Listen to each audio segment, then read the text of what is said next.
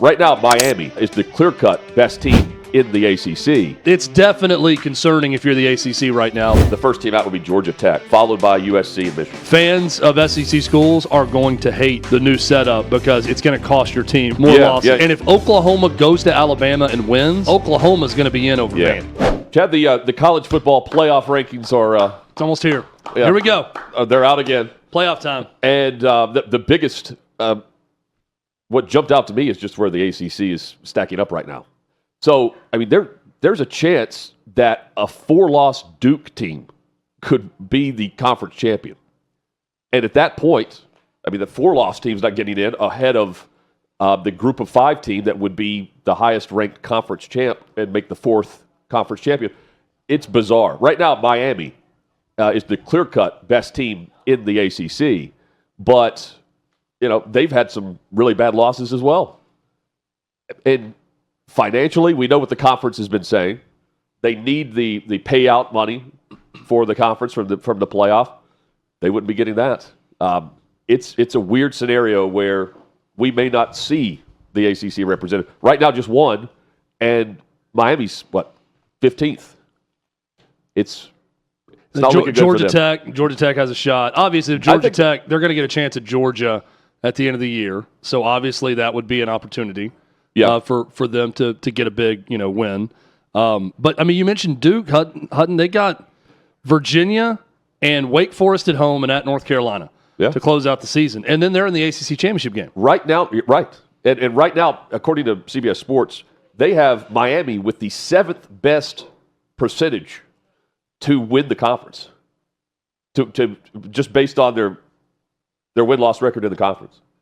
It's a weird year for them. And it's a bad time to be in the ACC. Bad time to be in the ACC. Because the SEC is going to crush it. The SEC is going to be in good shape, but not even all the, and we laid out the scenario. You did very well, Hutton, on Monday. There's a scenario where not all the 2-loss SEC teams get in. Right. If there's a traffic jam of those 2-loss teams at the top, maybe someone gets left out that way.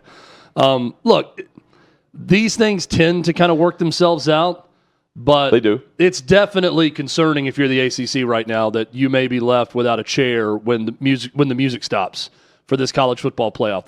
That would be crushing to that conference. So check out the bracket right now, as if the college football playoff started today. Right now, Oregon, they get jumped by Texas Tech.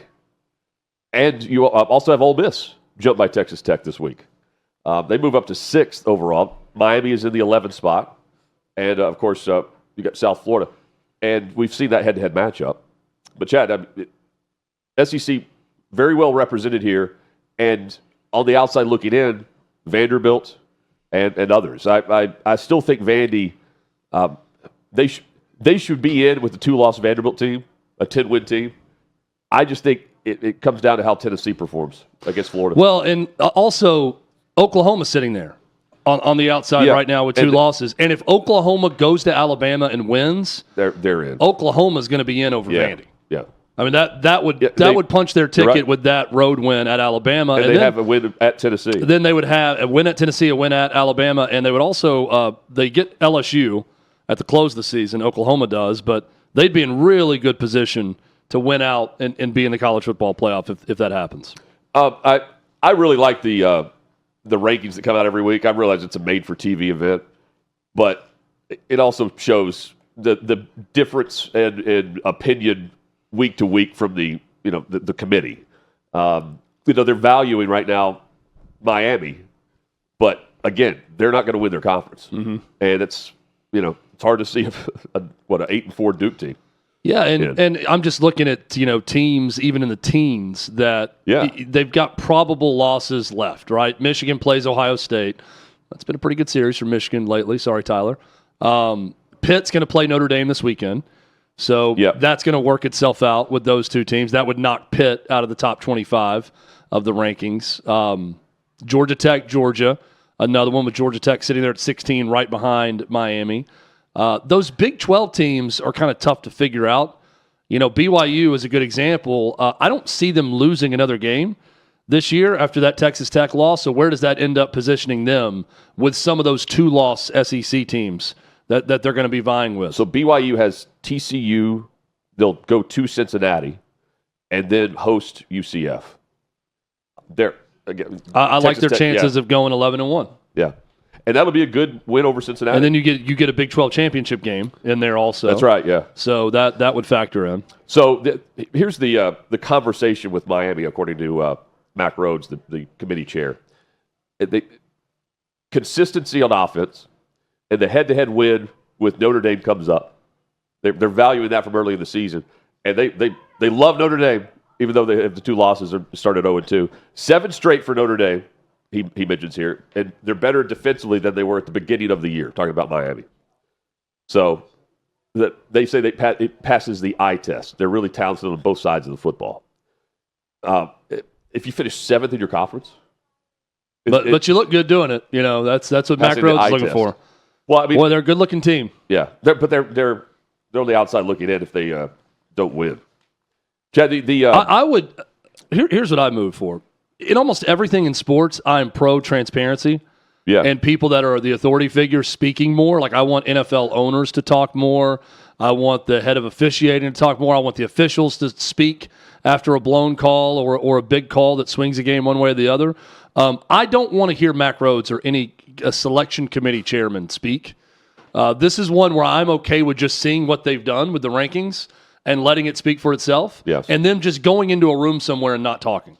Because the more Mack Rhoades talks, the more you can poke holes in everything he's saying. And an example is last week when he was ranking the undefeated teams, and why is Ohio State 1 and Indiana 2 and Texas A&M 3? Oh, well, Indiana and Ohio State have a higher rated defense was the reason. See, and I'm you could pick a tiebreaker with any 2 teams and just make it arbitrary as to why you're picking this team over this one. They have their own and it's not a consistent tiebreaker. Yeah. Right. They have their own analytic packet that is through, I guess, ESPN. Because, it's ESPN. It's Bob Iger in their ear telling them what he wants. It's all numbers. And they're saying eye test, but it comes down to like the algorithms of the seasons. So, I mean, Miami wins out. Is he saying they pass the eye test? They're good? They're good to go? I don't know. Who knows? But also, stop talking. Let's reveal it and then not go to him to have to say things that it's going to be nitpicked to death. Because there's just – and also, when you put that person in that spot, the only way you can go is to say things that eventually don't make sense down the line. That are not consistent. Because it's James Madison's a good example. He was asked, why is James Madison – not in the top 25. And he's like, well, their strength of schedule is why. Okay, well, again, you're looking at defensive metrics or offensive metrics or eye test when deciding on other teams, but now the strength of schedule is the only thing that matters for this team as to why they're not in. It's a lose-lose proposition. I'm all for transparency. I don't need to hear from Mack Rhoades. I don't need to hear from the NCAA basketball tournament selection committee either about why teams are left out of the tournament. Just pick it, and then we all debate. Well, we can pick it apart on our own without you giving us more ammo to pick it apart. But you know why they do this? It's the made-for-TV event. They stretch it out into a 30-minute show, right? And you gotta have the guy. We go live to Texas for whatever. We've got our pre-planned 4 questions here for Mack Rhoades to ask. Yeah, let's look at the that he's been prepped on when he joins the AP poll here. Very similar, but Texas Tech is higher in the college football playoff rankings, and throughout the top 25. The bottom of the poll is also way different. But Alabama sits there at 4, Georgia at 5, Ole Miss 6. Playoff committee has Texas Tech leaping. I don't hate this from the perspective of Texas Tech with how they've been playing and what they did with BYU. But Chad, the SEC, you know what's coming next. SEC bias. Yeah. For ESPN. And I want conference championship games. If you lose that game, it's not really going to hurt you, right? It didn't hurt Penn State last year. So hosting games here. One of these teams will fall out by SEC championship. Indiana right now is on pace to face Ohio State. they fall down and they don't have the same path they would have right now based on the bracket. Yeah. And it's not biased with the SEC. They're just better. No. They're, absolutely. But yes, that's going to be the rallying cry of the rest of America, not in the South. And what is going to be SEC bias? ESPN and SEC are in bed together, and now we're going to get this SEC dominant playoff. And we still have Michigan to watch down the stretch. I think a year from now, when the SEC joins the ranks of the 9 conference game leagues, like the Big Ten, it is going to be even more carnage in the SEC. I believe, my prediction is that fans of SEC schools are going to hate the new setup because it's going to cost your team more losses. Because, I mean, and when you're playing that, you got to play a power conference school in the non-conference. Right. So one of the 4. There goes even with the 3 non-conferences scheduling 3 wins or 3 breaks for your team, right? You got to schedule one that's a legitimate game. So right now, if this were a 16-team playoff, the first team out would be Georgia Tech, followed by USC and Michigan. Not much debate over that compared to Vanderbilt or Miami that would be the last teams in, because you still have the group of 5 team represented as a 16 seed, hypothetically. We'll get there, but then we'll debate the back end of the top 25. Yeah, and here's what I root for in the end: better games this go around. Like the playoff was underwhelming a year ago. Because really of the seeding. From the beginning. Well, just look. That's going to work itself out just based on the seeding. Yeah, it just wasn't as interesting as we all thought some of those games would be. I love, like, the host site, when you go to the campus for a playoff game. I do too. That was very cool. That first night game at with Indiana went to Notre Dame was very neat. But and they're going to keep that. Overall, I hope for better games. And absolutely. And this college football season has been really good. We've had some great matchups head-to-head. Chad, we have not been good with our PrizePicks picks of the week. No, we have not. This episode of Hot Mic brought to you by PrizePicks. You and I make decisions every day, but on PrizePicks, being right can get you paid. Simple to play. Just pick more or less on 2 to 6 player stat projections. If you get it right, you can cash in. Here's the lineup right now for the shows. God, this is brutal to look at. We're down 700 and 87? Yeah, 787. We are not in the black. We are in the red. Is what this graphic is showing you. Look at Dockich, man. That Dan Dockich is an expert Great picker. job. So Clay's doing well. Ricky's doing well. We are not. What we are doing. Now we also take a very go big or go home type. That's our mantra with these, right? Yes. We're going with 3 and 4 picks. We pick I think more. theirs are mostly 2. So all right. So I think Ricky goes with kickers, right? But to their credit, they're making money. Yes. This is not me demeaning what their work and what they're doing. I'm just trying to defend our work a little bit. That's also they're doing a great job with their plan. Our plan is to try to hit it big with more than 2 picks, and it's not going well. No, it's not. Well, we have we're 2 for 24. Will this week's go better? That's the question. We're winning. Well, I'm going with another 3-pack here. 3 times pay, so you bet 5, get 15. Here's Achane. He is going to run all over. He's picked up the pace last week.